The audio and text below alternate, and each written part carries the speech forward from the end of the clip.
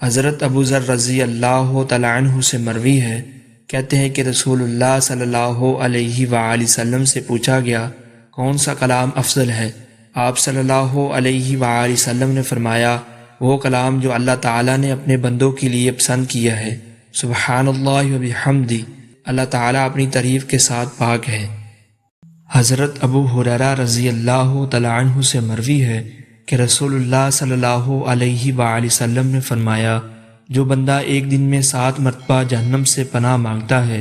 تو جہنم کہتی ہے اے رب تیرے فلاں بندے نے مجھ سے پناہ مانگی ہے، اسے پناہ دے دے۔ اور جو بندہ ایک دن میں 7 مرتبہ جنت کا سوال کرتا ہے تو جنت کہتی ہے اے میرے رب تیرے فلاں بندے نے میرا سوال کیا ہے، اسے جنت میں داخل کر دے۔ عبد الرحمن بن شبل سے مروی ہے کہ نبی کریم صلی اللہ علیہ وآلہ وسلم نے فرمایا فاسق لوگ جہنمی ہیں۔ پوچھا گیا اے اللہ کے رسول یہ فاسق کون ہے؟ آپ صلی اللہ علیہ وآلہ وسلم نے فرمایا عورتیں۔ ایک آدمی نے کہا اے اللہ کے رسول کیا یہ ہماری مائیں بہنیں اور بیویاں نہیں ہیں؟ آپ صلی اللہ علیہ وآلہ وسلم نے فرمایا کیوں نہیں، لیکن جب انہیں دیا جائے تو یہ شکر نہیں کرتی اور جب آزمائش آئے تو صبر نہیں کرتی۔ حضرت عبداللہ بن عباس رضی اللہ تعالیٰ عنہما بیان کرتے ہیں کہ 2 قبروں کے پاس سے نبی کریم صلی اللہ علیہ وآلہ وسلم کا گزر ہوا۔ آپ نے فرمایا ان 2 قبر والوں کو عذاب ہو رہا ہے اور وہ کسی بڑے گناہ کی وجہ سے نہیں ہو رہا۔ ان میں سے ایک اپنے پیشاب سے نہیں بچتا تھا اور دوسرا چغل خوری کرتا تھا۔ اس کے بعد آپ صلی اللہ علیہ وآلہ وسلم نے ایک چھڑی لی، اس کو چیر کر اس کے 2 حصے بنا لیے اور ہر حصہ ایک ایک قبر پر گاڑ دیا۔ صحابہ نے عرض کیا اے اللہ کے رسول آپ نے یہ کام کیوں کیا ہے؟ آپ صلی اللہ علیہ وآلہ وسلم نے فرمایا شاید ان سے عذاب میں اس وقت تک تخفیف کر دی جائے جب تک یہ خشک نہ ہو جائے۔ حضرت ابن عباس رضی اللہ تعالیٰ عنہما سے روایت ہے کہ جبرائیل علیہ السلام نبی اکرم صلی اللہ علیہ وآلہ وسلم کے پاس بیٹھے ہوئے تھے کہ اچانک انہوں نے اوپر سے ایسی آواز سنی جیسی دروازہ کھلنے کی ہوتی ہے، تو انہوں نے اپنا سر اوپر اٹھایا اور کہا آسمان کا یہ دروازہ آج ہی کھولا گیا ہے، آج سے پہلے کبھی نہیں کھولا گیا۔ اس سے ایک فرشتہ اترا تو انہوں نے کہا یہ ایک فرشتہ زمین پر اترا ہے، یہ آج سے پہلے کبھی نہیں اترا۔ اس فرشتے نے سلام کیا اور آپ صلی اللہ علیہ وآلہ وسلم سے کہا آپ کو 2 نور ملنے کی خوشخبری ہو جو آپ سے پہلے کسی نبی کو نہیں دیے گئے، ایک فتحت الکتاب یعنی سورۃ الفاتحہ اور دوسری سورۃ البقرہ کی آخری آیات۔ آپ ان دونوں میں سے کوئی جملہ بھی نہیں پڑھیں گے مگر وہ آپ کو عطا کر دیا جائے گا۔ حضرت ابی بن کعب رضی اللہ تعالیٰ عنہ سے روایت ہے انہوں نے کہا رسول اللہ صلی اللہ علیہ وآلہ وسلم نے فرمایا اے ابو منذر کیا تم جانتے ہو کتاب اللہ کی کون سی آیت جو تمہارے پاس ہے سب سے عظیم ہے؟ کہا میں نے عرض کی اللہ اور اس کے رسول صلی اللہ علیہ وآلہ وسلم زیادہ جانتے ہیں۔ آپ نے دوبارہ فرمایا اے ابو منذر کیا تم جانتے ہو اللہ کی کتاب کی کون سی آیت جو تمہارے پاس ہے سب سے عظمت والی ہے؟ کہا میں نے عرض کی اللہ لا الہ الا هو الحی القیوم۔ کہا تو آپ نے میرے سینے پر ہاتھ مارا اور فرمایا اللہ کی قسم ابو منذر تمہیں یہ علم مبارک ہو۔ صدیقہ رضی اللہ تعالیٰ عنہا سے روایت ہے کہا رسول اللہ صلی اللہ علیہ وآلہ وسلم نے اپنے آخری مرض کے دوران میں مجھ سے فرمایا اپنے والد ابو بکر اور اپنے بھائی کو میرے پاس بلاؤ تاکہ میں ایک تحریر لکھ دوں، مجھے یہ خوف ہے کہ کوئی تمنا کرنے والا تمنا کرے گا اور کہنے والا کہے گا میں زیادہ حقدار ہوں، جبکہ اللہ بھی ابو بکر کے سوا کسی اور کی جانشینی سے انکار فرماتا ہے اور محمد بھی۔ حضرت ابو ہریرہ رضی اللہ تعالیٰ عنہ سے روایت ہے کہا رسول اللہ صلی اللہ علیہ وآلہ وسلم نے دریافت کیا آج تم میں سے کس نے روزہ رکھا؟ حضرت ابو بکر رضی اللہ تعالیٰ عنہ نے کہا میں نے۔ آپ صلی اللہ علیہ وآلہ وسلم نے فرمایا آج تم میں سے کون جنازے میں شامل ہوا؟ ابو بکر رضی اللہ تعالیٰ عنہ نے کہا میں۔ آپ صلی اللہ علیہ وآلہ وسلم نے فرمایا آج تم میں سے کس شخص نے کسی مسکین کو کھانا کھلایا؟ حضرت ابو بکر رضی اللہ تعالی عنہ نے کہا میں نے۔ آپ نے فرمایا آج تم میں سے کس شخص نے کسی مریض کی عیادت کی ہے؟ حضرت ابو بکر رضی اللہ تعالی عنہ نے کہا میں نے۔ رسول اللہ صلی اللہ علیہ وآلہ وسلم نے فرمایا جس کسی آدمی میں یہ سب اوصاف کھڑے ہوتے ہیں تو وہ جنت میں داخل ہو جاتا ہے۔ حضرت عبادہ بن صامت رضی اللہ تعالی عنہ بیان کرتے ہیں کہ رسول اللہ صلی اللہ علیہ وآلہ وسلم نے فرمایا جو شخص اللہ سے ملاقات کرنا پسند کرتا ہے تو اللہ اس کی ملاقات کو پسند کرتا ہے۔ حضرت عائشہ صدیقہ رضی اللہ تعالی عنہ یا آپ کی کسی اور زوجہ محترمہ نے فرمایا بے شک ہم تو موت کو ناپسند کرتے ہیں۔ آپ صلی اللہ علیہ وآلہ وسلم نے فرمایا یہ بات نہیں ہے بلکہ مومن کو موت آتی ہے تو اسے اللہ کی رضامندی اور اس کی عزت افزائی کی بشارت دی جاتی ہے، تو پھر جو اس سے آگے ہونے والا ہوتا ہے وہ اسے سب سے زیادہ محبوب ہوتا ہے، لہٰذا اللہ سے ملاقات کرنا پسند کرتا ہے اور اللہ اس سے ملاقات کرنا پسند کرتا ہے، اور جب کافر کو موت آتی ہے تو اسے اللہ کا عذاب اور اس کی سزا کی بشارت دی جاتی ہے، تو پھر اس کو مستقبل سے زیادہ ناگوار کوئی چیز نظر نہیں آتی، تو وہ اللہ سے ملاقات کرنا ناپسند کرتا ہے اور اللہ اس سے ملنا ناپسند کرتا ہے۔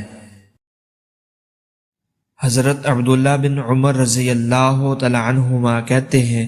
کہ ایک بار ہم رسول اللہ صلی اللہ علیہ وآلہ وسلم کے ساتھ نماز پڑھ رہے تھے، اسی دوران ایک شخص نے کہا اللہ اکبر کبیرا والحمد للہ کثیرا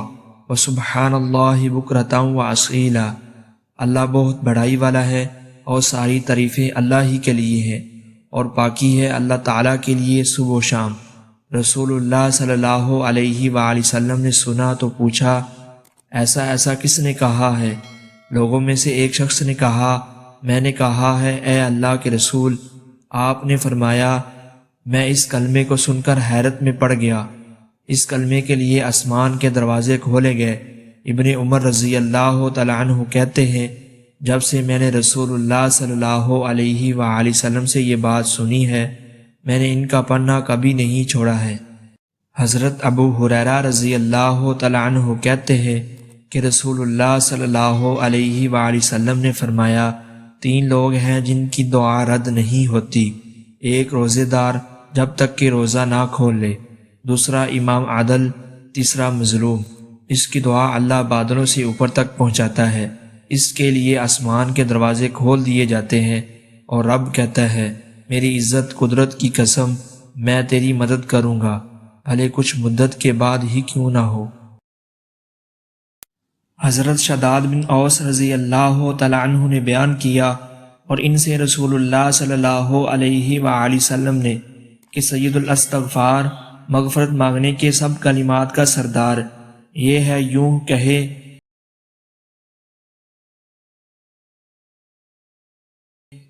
اے اللہ تو میرا رب ہے، تیرے سوا کوئی معبود نہیں، تو نے ہی مجھے پیدا کیا اور میں تیرا ہی بندہ ہوں،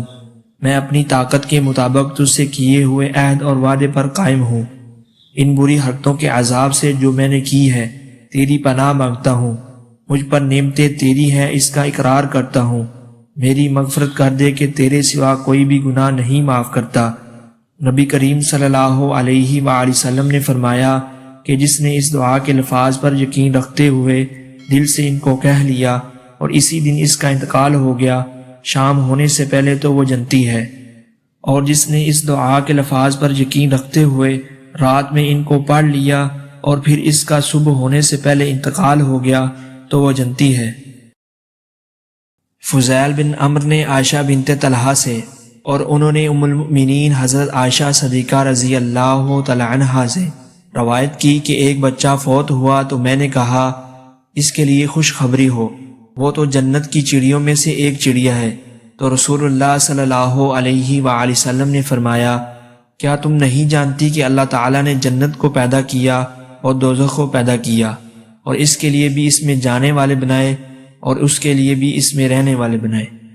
حضرت ابو ہریرہ رضی اللہ تعالی عنہ سے روایت ہے کہا رسول اللہ صلی اللہ علیہ وآلہ وسلم نے فرمایا طاقتور مومن اللہ کے نزدیک کمزور مومن کی نسبت بہتر اور زیادہ محبوب ہے، جبکہ خیر دونوں میں موجود ہے۔ جس چیز سے تمہیں حقیقی نفع پہنچے اس میں حرص کرو اور اللہ سے مدد مانگو، اور کمزور نہ پڑو، مایوس ہو کر نہ بیٹھ جاؤ۔ اگر تمہیں کوئی نقصان پہنچے تو یہ نہ کہو کاش میں اس طرح کرتا تو ایسا ایسا ہوتا، بلکہ یہ کہو یہ اللہ کی تقدیر ہے، وہ جو چاہتا ہے کرتا ہے۔ اس لیے کہ حسرت کرتے ہوئے کاش کہنا شیطان کے عمل کے دروازے کو کھول دیتا ہے۔ معاذ بن انس جوہنی رضی اللہ تعالی عنہ سے روایت ہے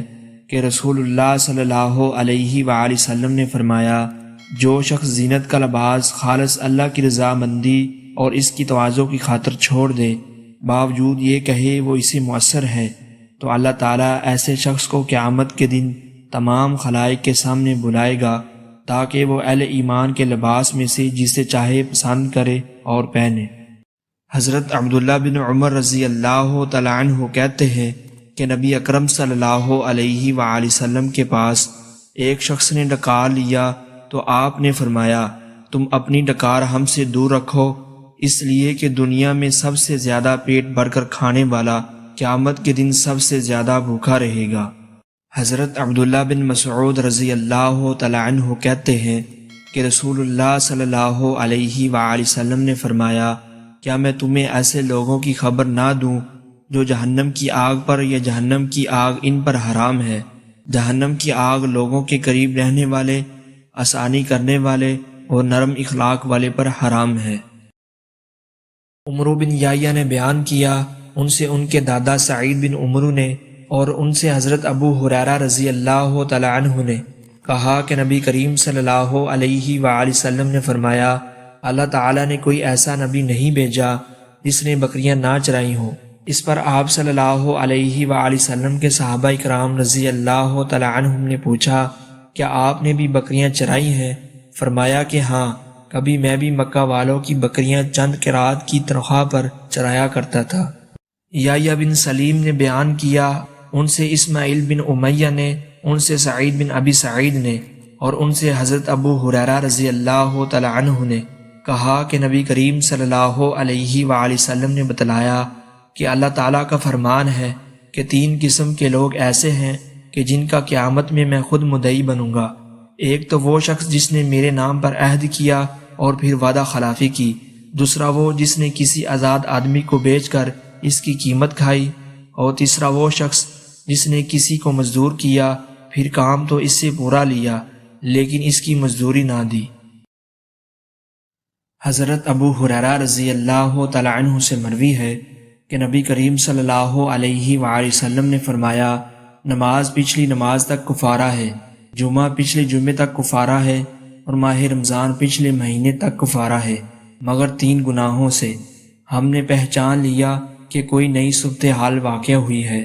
مگر اللہ تعالیٰ کے ساتھ شرک کرنا، معاہدے کو توڑنا اور سنت کو ترک کرنا۔ پھر آپ صلی اللہ علیہ وآلہ وسلم نے فرمایا، معاہدے کو توڑنا یہ ہے کہ تو کسی آدمی سے عہد و پیمان کرے لیکن پھر تو تلوار کے ساتھ اس کے ساتھ لڑنا شروع کر دے، اور سنت کو ترک کرنے سے مراد جماعت سے خارج ہونا ہے۔